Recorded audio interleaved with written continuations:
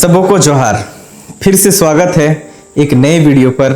मैं आप लोग का दोस्त उज्जवल इमानुएल हांसदा। आज का जो कहानी है बड़ा ही इंटरेस्टिंग है और ये कहानी जो बनाया गया है और इस कहानी का जो सार है वो है हमारा कर्तव्य। यानी कि हम अपने कर्तव्य को मानते हैं और उस कर्तव्य में अगर हम जाते हैं तो हम जितना अपने जीवन में डिजर्व करते हैं उससे कई गुना ज़्यादा हम जो है आउटपुट ले सकते हैं। मतलब हम जितना डिजर्व करते हैं उससे कई गुना ज़्यादा हमें मिल सकता है अगर यदि हम अपने कर्तव्य के पीछे काम करें तो, अगर हम अपने कर्तव्यों को सही तरीके से निभाएं तो आइए हम लोग शुरुआत करते हैं इस प्यारा सा कहानी को। एक सुंदर सा गांव था और उस गांव में एक किसान रहा करता था और उनको जो है भक्ति भाव में बड़ा ही आनंद आता था। हर दिन अपना खेती का काम को करने के बाद गाँव के अंत में एक पीपल का पेड़ था और पेड़ के नीचे एक मूर्ति रखा हुआ रहता था और उस मूर्ति पे उनका जो काम था सुबह जो है मूर्ति पर आरती चढ़ाना और शाम में जो है अपने खेतों में काम करने के बाद फिर से जो है उस मूर्ति पर फिर से आरती चढ़ाने का काम रहता था। यानी सुबह शाम ये काम करता था जिससे कि वो भगवान को प्रसन्न करता था। उनसे जो भगवान खुश होकर उनका भी बहुत सारा धन संपत्ति, बहुत सारा वो अपने जीवन में सफलताओं को हासिल किए, बहुत सारे चीजों को उन्होंने अपने जीवन पर हासिल किया। तो इस दिन खेती करने के बाद, सारा काम करने के बाद, भगवान का आरती करने के बाद वो घर पे बैठा हुआ था। अचानक से उसके मन में एक ख्याल आया कि मैं बूढ़ा होने चला हूँ और ये जो भगवान है इनका देख रेख के लिए मैं एक सुंदर सा एक मंदिर बनवाने का सोच रहा हूँ। अपने मन में वो सोच रहा था कि मैं इस भगवान के लिए एक मंदिर बनाऊं ताकि मैं उसको विस्थापित वहाँ पर स्थापित कर सकूं और मेरे जाने के बाद उस भगवान का या उस जगह का जो है लोग पूजा किया करे।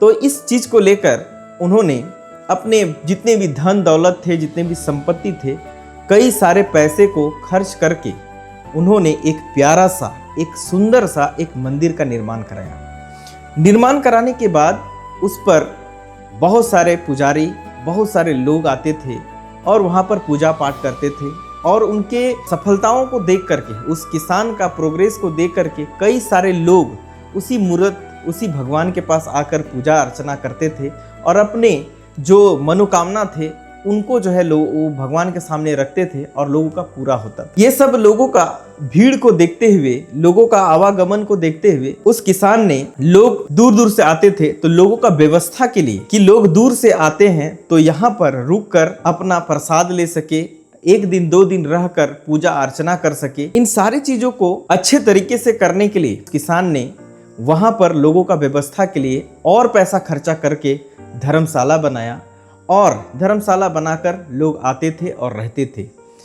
किसान और बूढ़ा होते चला गया तो उनके मन में आया कि मेरे जाने के बाद इस मंदिर का या इस धर्मशाला का अच्छे तरीके से रख रखाव के लिए वो जो है एक मंदिर में काम करने वाले, एक मंदिर का सेवा करने वाले एक लोगों का उन्होंने सोचा कि एक मैनेजर को मैं रखूं जो कि आने वाला समय में मेरे जाने के बाद वहां पर इन सारे व्यवस्थाओं को अच्छे तरीके से रख सके। तो दोस्त, उन्होंने इन बातों को लोगों के बीच में रखा।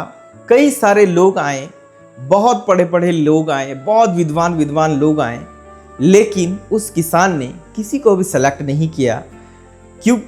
क्योंकि उन लोगों के अंदर में वो किसान वो चीज़ नहीं देखा जो वो ढूंढ रहा था।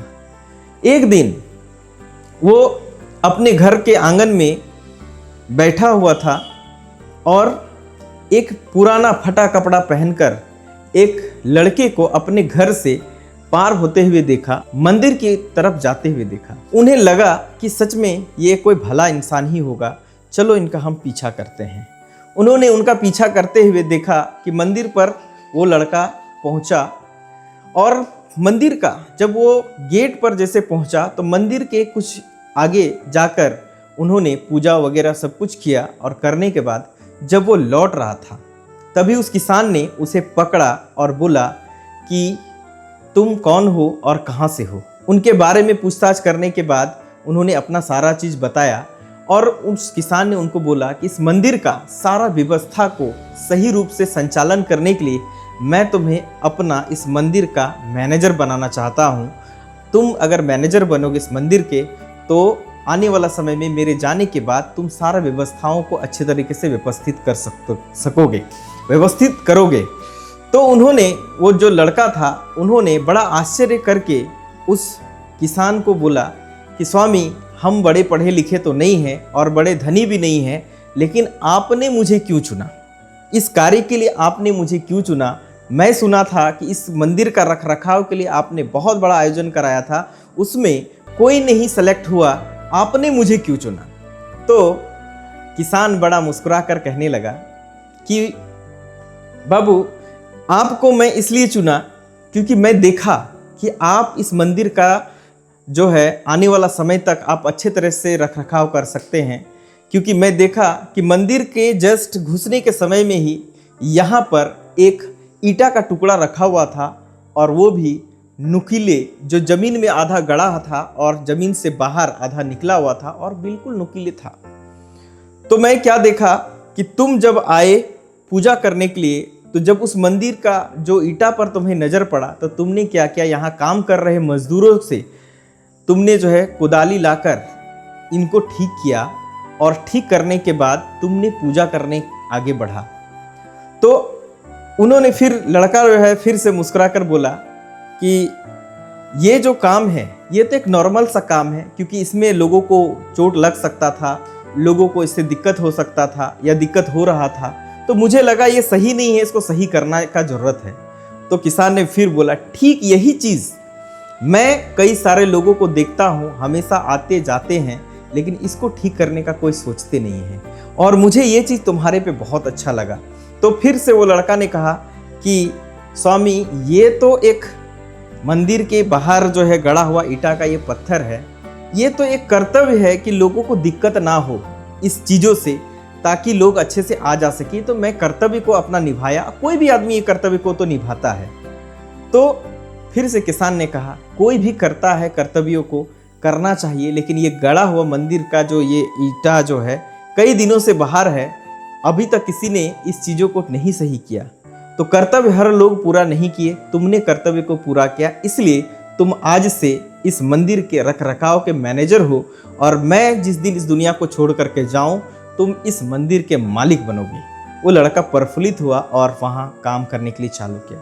तो माय डियर फ्रेंड्स, हम सभी लोगों को भी जीवन में कई सारे कर्तव्य मिले हुए हैं, कई सारे कर्तव्य हमारे लिए रहते हैं, और वो कर्तव्य हमारा कब अपॉर्चुनिटी बन जाता है, कब अवसर बन जाता है, ये हमें मालूम नहीं है। आज हमारे जीवन में कई सारे कर्तव्य हैं। कोई लड़का है अपने माँ पिताजी को अच्छा से रखने का कर्तव्य, कोई पिता है अपने बच्चे को बेहतर तरीके से, व्यवस्थित तरीके से अपने बच्चे को पढ़ाने, आगे बढ़ाने का कर्तव्य है, कोई देश सेवा के लिए है, वो देश को आगे बढ़ाने या देश का सेवा करने का कर्तव्य है। या आप भी इस वीडियो को देख रहे हैं, तो आपका भी कर्तव्य है अपने जीवन को बेहतर बनाना। अगर यदि आप अपने कर्तव्य के पीछे लगेंगे, अपने कर्तव्य को पूरा करेंगे, तो माय डियर फ्रेंड्स, ये श्योर है कि आप जो चीज़ अपने जीवन से एक्सपेक्ट करते हैं, उससे कई गुना ज़्यादा आपको रिटर्न मिलता है। और कर्तव्य में अगर यदि आप भला का काम करते हैं, तो आपका जो है लाभ 100% होता है, क्योंकि हम सभी लोग जानते हैं कि कोई भी चीज़ का अगर हम सीधा करें तो कभी कभी उल्टा करके हमारे पास आता है, तो भला को अगर उल्टा करें तो आपका लाभ होगा। तो अपने कर्तव्यों को अच्छे तरीके से पालन करें। अगर आप स्टडी कर रहे हैं तो आपका कर्तव्य है बेहतर शिक्षा लेना। अगर आप टीचर हैं, आप अपने बच्चे, अगर आप टीचर हैं तो आपका काम है बेहतर विद्यार्थियों को शिक्षा देना। अगर आप एक अच्छे डॉक्टर हैं तो आपका कर्तव्य है आप बेहतर तरीके से लोगों का ट्रीटमेंट करना।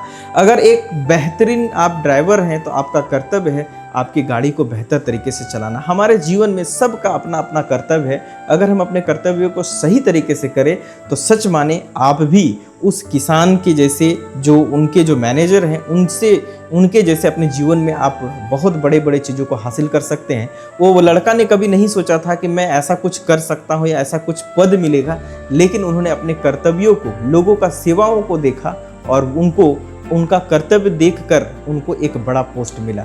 तो शायद आप इस कहानी से ज़रूर कुछ सीखे होंगे। ज़रा भी आपको अगर इस कहानी से कुछ सीख मिला हो तो अपने दोस्तों तक शेयर कीजिए। लोग स्वस्थ रहे, मस्त रहे, आगे बढ़ते रहे। Thank you, all the best, सबों को जोहार।